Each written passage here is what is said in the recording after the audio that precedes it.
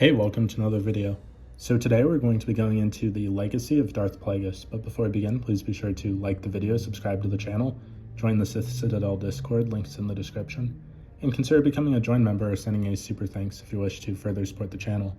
Otherwise, let's jump straight into it.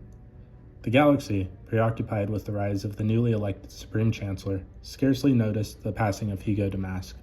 Once a prominent figure, he had retreated into obscurity for the last 2 decades of his life. His death merited only a few sparse obituaries, which offered little more than basic public facts. Members of the intergalactic banking clan remained silent on the specifics of his funeral and the fate of his vast holdings. Unbeknownst to most, Hugo Damask was in truth Darth Plagueis, the Sith Lord who sought ultimate mastery over life and death. His apprentice, Darth Sidious, secretly cremated his master's remains and preserved the ashes in one of the 2 Sith spirit urns that adorned the entrance to his private office on Coruscant.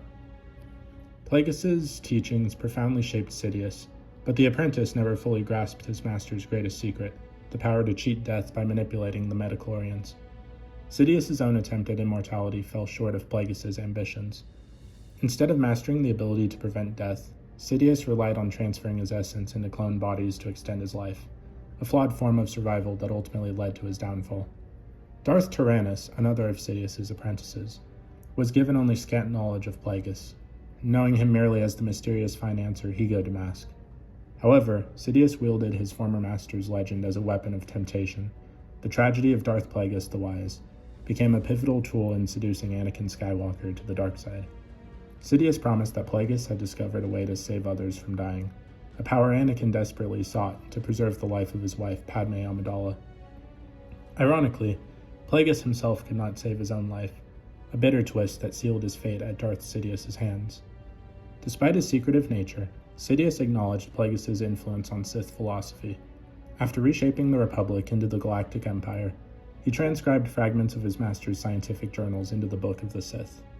This manuscript, containing insights on the dark side and the infamous Abora experiments, became part of Sidious' archive at Mount Tantus on Wayland. Years later, Luke Skywalker recovered these dark relics, including Plagueis' journal, which offered tantalizing glimpses into Sith lore. In years following Plagueis' demise, some members of the Sith cult known as the Apex Society believed that their leader, Colin Islow, communed with the spirits of Sith Lords, including Darth Plagueis.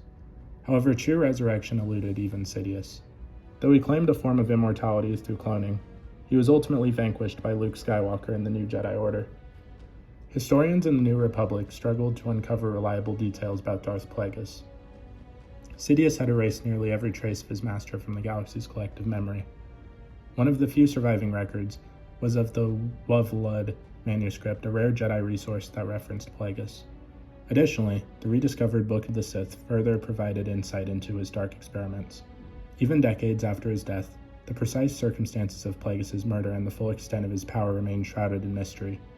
By 36 ABY, the Galactic Alliance could only sketch the broad outlines of his enigmatic life, and the true story of the Moon's Sith Lord lingered in the shadows, an enduring darkness, ambition, and tragic irony.